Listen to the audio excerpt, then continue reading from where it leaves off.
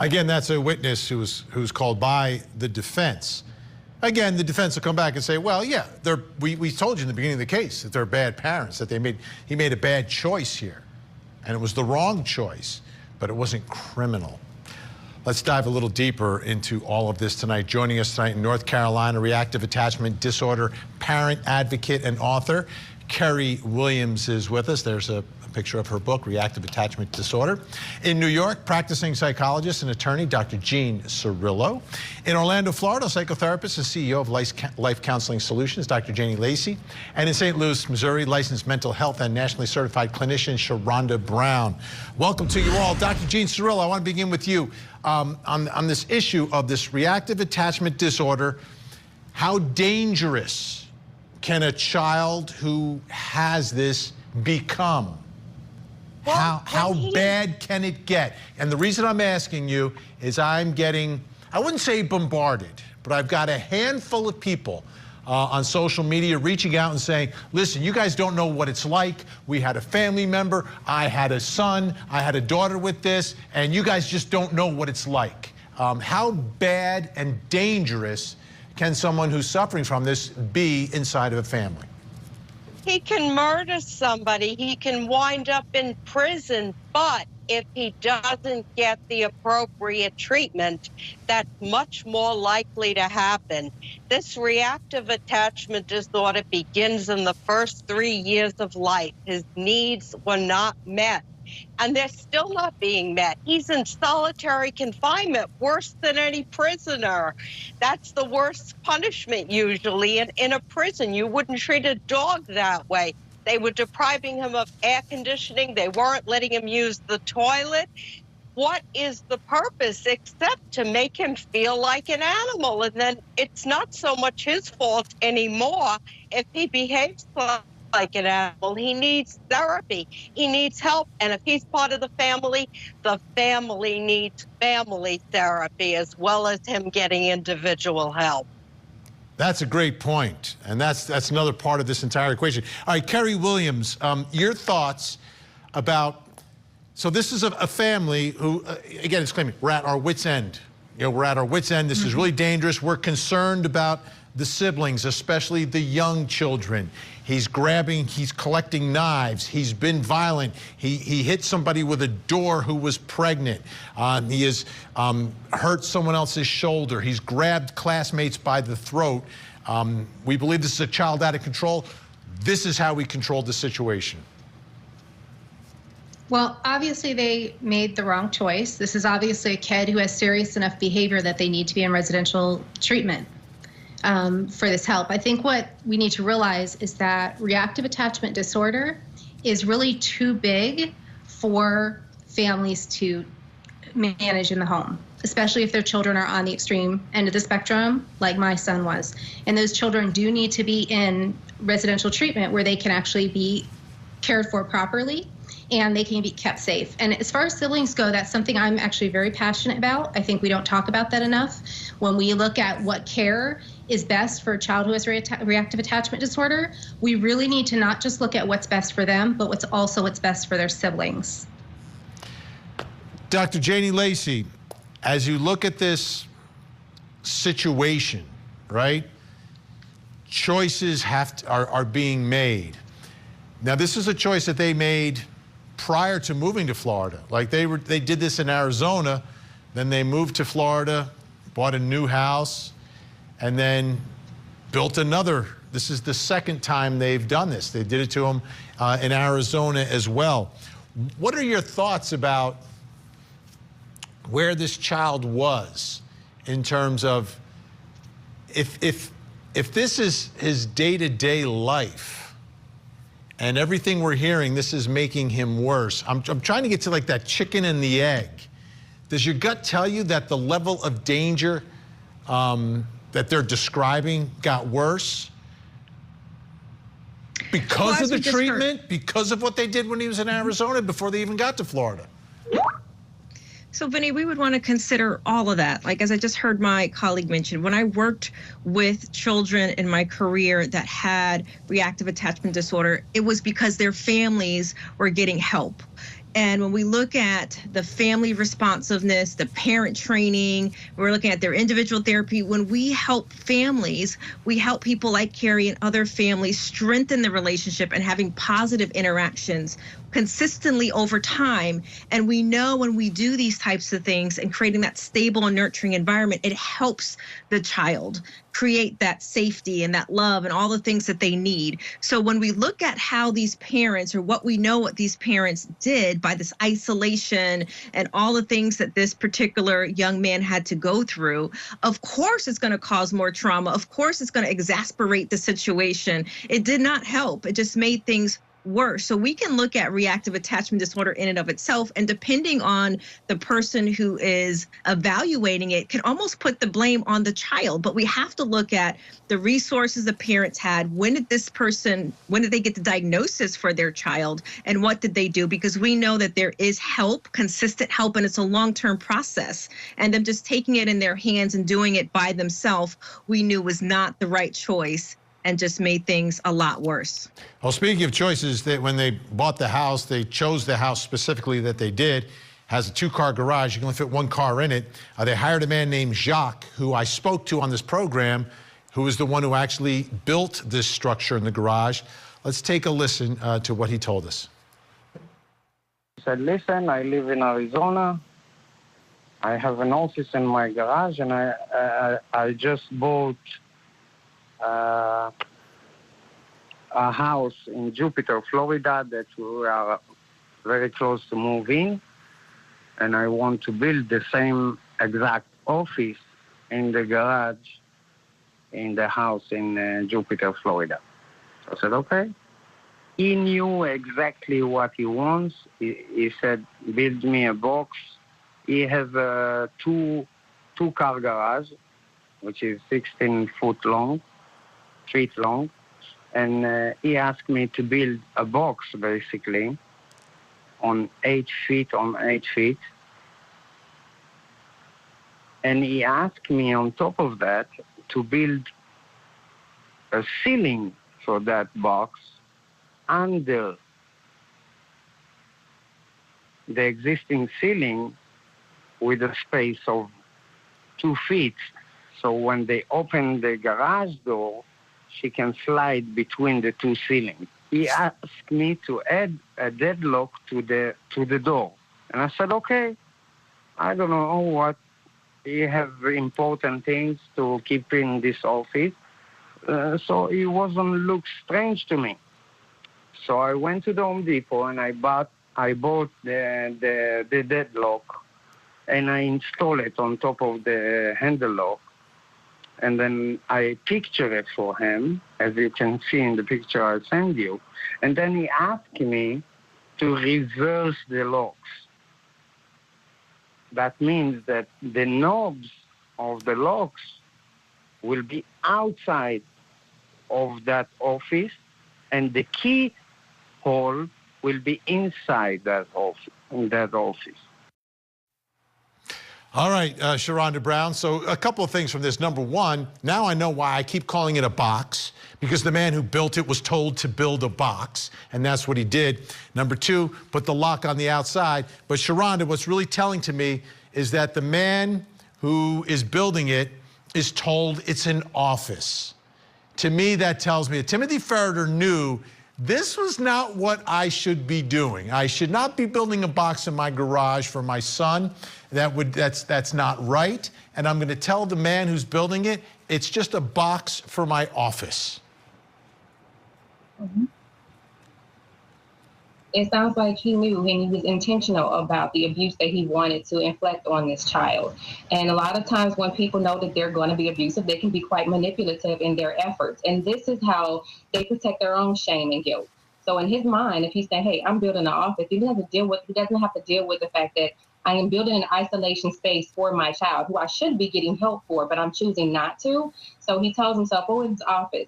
I think a lot of times parents who are, intentionally abusive, they have to, sleep at night. And so what better way than to tell themselves that they are, doing something good for the child. with children who have reactive attachment disorder, there is so much help. There's so much that people can do to improve this, including the family therapy. I would definitely question the diagnosis, though, because if they were saying that they researched this and they evaluate him at 8, and he only had 3 sessions per clinician, so that's 6 sessions total, which would make me wonder how much did they put into evaluating what was really going on with this kid, and if he's been evaluated since then. And if so, do they consider the amount of abuse that he's had to endure since being in care? It's almost like, you know, a child can't walk. So you say, hey, I'm going to throw you in the ocean so you can learn how to swim and walk back to me.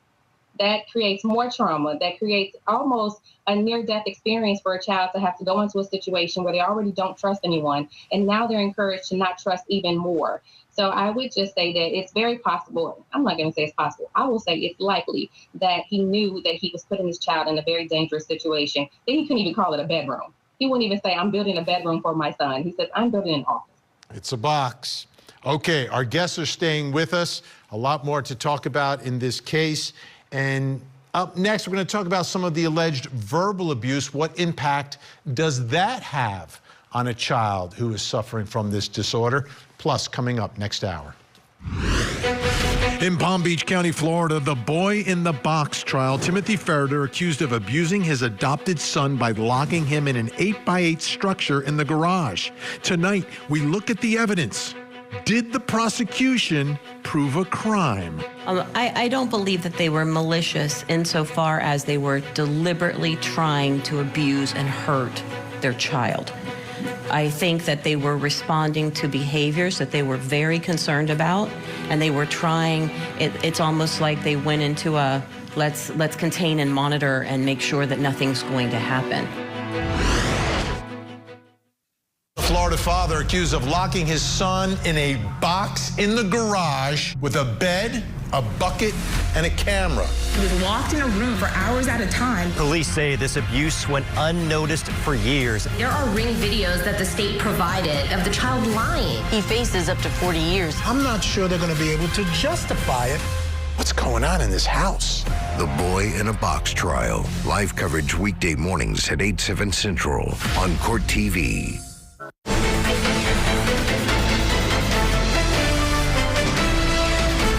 Reacting to a child who has complex PTSD or an attachment disorder with things like anger and threats is not productive or helpful to a child with those conditions, correct? Right. And those reactions create a psychological harm to the child, correct? Yes, and it can exacerbate problems that were already there, for sure. Adding to the existing harm. Yes. Making it worse. That's another part of this case, which is the treatment and the tone. And I think that's something that has caught a lot of people's attention who've been following this case. Now, we don't get to see the video. The jury does, because it has the minor, the adopted son, in the video, so that can't be broadcast on television. The jury gets to see it, but we get to hear it. So let's take a listen. This is Timothy and Tracy Ferreter and their adopted son, and it's all about chocolate. Tell me something? What? Don't tell me what. This is your one chance. Don't look at me like you want to tell me something or not? I have a nightmare.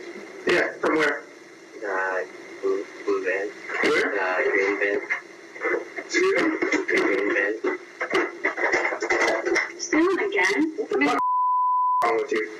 You're stealing Disappointing. chocolate, and you got so much stuff in your. You're just such a disappointment. You're going to lose. I'm going to take you out of that school. And you're going to be in this room. He's going to be. You're this close. Because I can't trust you do. Put the ankle bracelet back on. And then you can try to run away if you want and do all the you do. But I'm going to lock your out. You guys, those are for my toy. Give me Why are you a little sick? I'm sick of the bull. You're a big boy, you're going to steal, you're going to talk to the police. I'm going to give you a deal, okay? You're going to steal from my house? You'll be done with school. You'll be in here homeschooling. And I told you that's a possibility. So go ahead and test me tomorrow by going to school and misbehaving or doing you shouldn't do. Test me. Let's bring back in our guests. Kerry Williams, RAD, parent advocate. What do you think about this whole situation here? Now they've got their child, and apparently he's taken some chocolate, and this is the reaction. What are you seeing, or what are you hearing in all of this? Well, I think that a lot of kids with RAD have food issues. They have issues a lot of times with hoarding. That's very common, what they're talking about. Obviously, they're overreacting to that situation. I mean, that's very clear. But I think that what's missing in the conversation here is that we need to look at how they got to this point. I would not jump to the conclusion that they're choosing to abuse their child or that they're choosing to not get help. I think it's very important to recognize that when parents talk to therapists, teachers, police officers, friends, and family about this situation, they are not believed. Because what they're explaining for the behaviors of their child are so extreme that the person they're explaining it to cannot even imagine that it is true. And moms in particular are blamed and shamed when they try to get help. So what I'd like to understand for this family is, what did they try to do and how did they get to this point? Dr. Janie Lacey, your thoughts about what we just heard and the impact of that? Well, with a teen that probably has already struggling with, I imagine emotional regulation, especially if the diagnosis is truly there. And then you're adding in their verbal abuse of what we're hearing. We heard the insult, heard the humiliation and him trying to intimidate him from that place of frustration. And absolutely, we understand that parents can be frustrated and they probably got to this place after consistent interactions. But we know that whatever their son was going through, that this type of approach can intensify his struggles. And it's going to reinforce his sense of being unsafe and almost being unworthy when you were kind of hearing some of the language and the verbiage that his dad was using towards him. So that's going to probably, if it hadn't, at that moment would have led to some type of withdrawal or more erratic behavior, which would then just kind of keep the system going of his interactions with his parents in particular. Sharonda Brown, I want you to take a listen to a little bit more. This is Tim Ferreter. Again, another one of these recordings, and it's about the air conditioning. Did you turn the air on in your room? Yes. Are you supposed to touch that? Did you hear Baba? Yes. Did you hear his question? No. Are you supposed to touch air conditioning? No. Why did you touch it? It was getting hot. I don't give a if it's getting hot. You're a tough guy. You don't touch the air conditioning. I'll deal with you tomorrow on that. All right, Sharonda, what are you hearing here? I think that there's 3 responses to trauma. And let's keep in mind that RAD is a trauma and stress disorder in and of itself, right? So there's 3 responses. Kids will either fight through it, fawn through it, or they will flight through it. And so fight is when you kind of go to the motion of the conflict.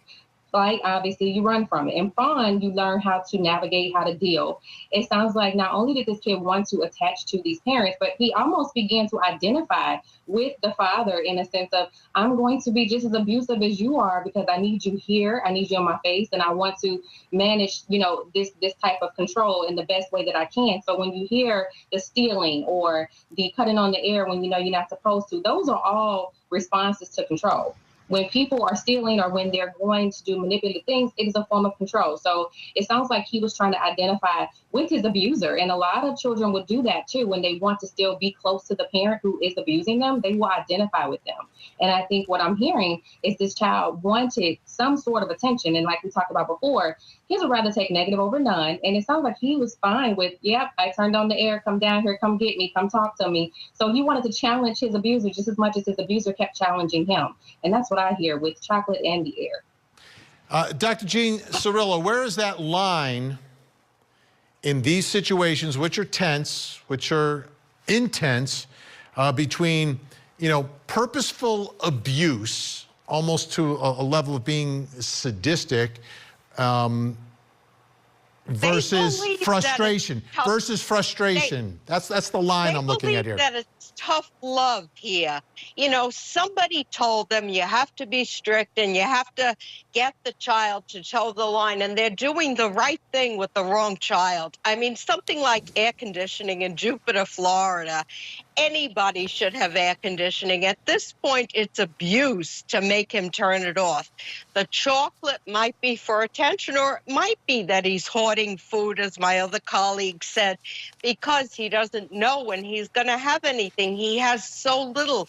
But the point is that kids learn by example. And if his father is swearing at him and taking everything away, that's what the child is learning. He's not learning to listen to what his father's telling him to do, or mostly what his father's telling him not to do. He's learning to behave like his father. Kerry Williams, where do you see that line between parental frustration and child abuse? Well, certainly, I think that, using the F word with your child is abusive. I think that what happens is RAD does cause extreme frustration in parents, as everyone is saying.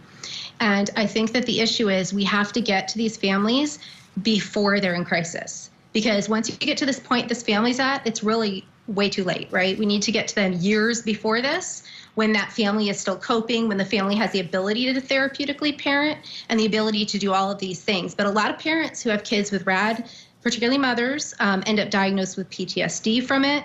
They have depression, they have anxiety, because it is beyond their limits to handle kids like this. And so we need to get them the supports and the help they need, and we need to do that really early. When we come back, we're going to talk more about that therapy because it came up during the course of the trial today. How much did they seek, and when was the last time that the child actually had some therapy? That's next.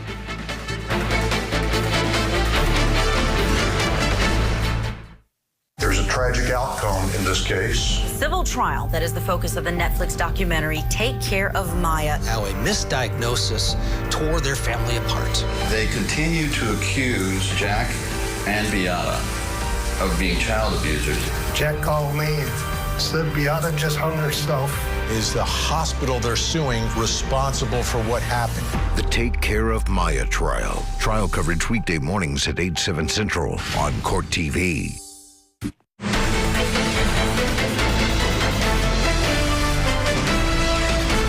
Defendant provided you with a list of their attempted interventions, correct? They did. Based on the information available to you, the last time that the victim in this case was seen by a psychiatrist or a mental health professional to address any behavioral issues was mid-2019, correct? That is true, although I did, after our deposition, I did receive information that they had reached out to I believe, a medical doctor, a primary care physician, and were asking for referrals for a psychiatrist, but they were in the process of getting the referral from their doctor before he could go to see one. That's a problem, right? It seems that they sort of stopped any attempts at therapy in 2019, then trying to get a referral. He's not getting any treatment. And all that seems to coincide with the time of the construction of box number 1, followed by box number 2. Take a listen to more here from Dr. Sheila Rappa, talking about some of the other help that they attempted to get for their son. They also provided you that they sent one email in December of 2022, or December of 2021, excuse me, that they reached out about a meeting with a transcendental meditation person. Correct. They were trying to get Ronan into transcendental meditation to help calm his behaviors. They sent one email in December of 2021, correct? Based on the information that you had. Correct. Transcendental meditation is not a medical doctor. A psychiatrist? No. A psychologist, a licensed clinical social worker? I'm not sure who can do it, but I don't believe it is in the mental health field. All right, Kerry Williams, describe for us the and this is, I think, what the federals are going to say. There's a level of frustration with the doctors and people that they spoke to. Like they weren't getting the help, they weren't getting the answers. Nobody's helping us, and then they seem to have sort of stopped, and then self-help with the box. Yes, I think getting treatment for RAD is extremely difficult. There are very few mental health professionals, medical professionals who are familiar with this. It took me 7 years to get my son to find out what this was. And then he went into a residential treatment facility when he was 10 years old. And after that, he was in 18 different facilities over 8 years and was never safe enough to come home. So I think that there's a few issues. There's the issue of being able to find someone who actually understands RAD, and then being able to access that care. So there's issues. I know that this child was adopted, like my son. I had Medicaid because mine was an adopted foster child. There's insurance issues, especially if you adopt out of internationally. You don't have Medicaid, so that can be a barrier. But then once you get your child into the care, what I discovered is there really are not solutions for kids who are on the severe end of the spectrum with RAD. There are not solutions for kids who have violent behavior. And that's a huge problem that we need to be working on, is looking at new research and new treatments for kids who are on this severe end of the spectrum for RAD. Dr. Jean Cirillo, your thoughts? Yes, you're not going to cure something like RAD. Something that begins in the first 3 years of life is very difficult to cure, especially if there might be a genetic component. We don't know if his biological mother used drugs, why he was put out for adoption. But the fact is, there still has to be behavior management. There has to be consultations, family therapy.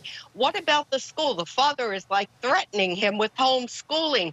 Why aren't they working with the school psychologist to get him into an appropriate classroom situation where his behaviors can be managed? And if that's not enough, then they have to seriously consider a residential treatment program, at least temporarily, and gradually take him back into the family with family therapy sessions. They do that in many cases with some degree of success. It doesn't mean you're going to cure a specific disorder, but there are a lot of treatments out there, including medication.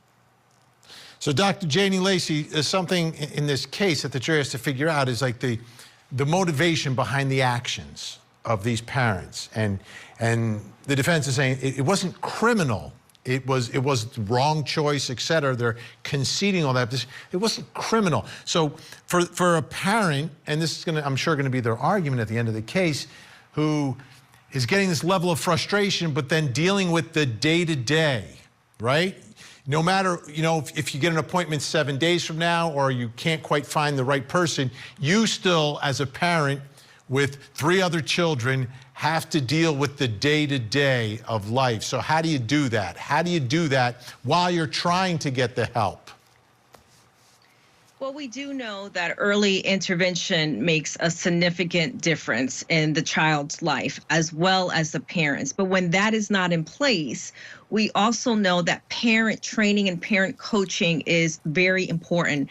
And as I heard my colleagues say, it's on a spectrum, and it's important that they deal with an experienced mental health professional that understands reactive attachment disorder, because when it comes to us coaching parents, we're helping them have consistency in like daily routines, having clear boundaries, predictable consequences, and there's no medication for specific reactive attachment disorder. Medication comes into play when there's co-occurring disorders like ADHD or ODD. There's other types of things that there's not a medication. So I just want to make sure that people know there's not a medication that cures reactive attachment disorder. This is an emotional attachment that occurred early in life. But what happens is the behaviors that start manifesting and other types of co-occurring conditions can also exacerbate their situation. So parents are extremely frustrated. They're extremely at their wits' end. They are exhausted, but that still doesn't excuse any parent to be abusive or to get to a certain level where they're doing more harm to their child, because there is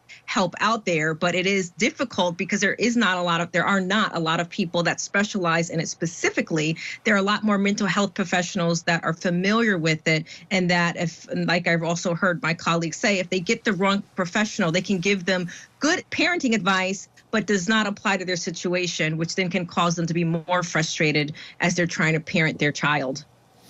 We are out of time for tonight, but as always, this conversation will continue. Thank you so much. Great insight tonight. Kerry Williams, thank you so much. Dr. Gene Cirillo, Dr. Janie Lacey, and Sharonda Brown. We'll see you again really, really soon. All right, folks, when we come back,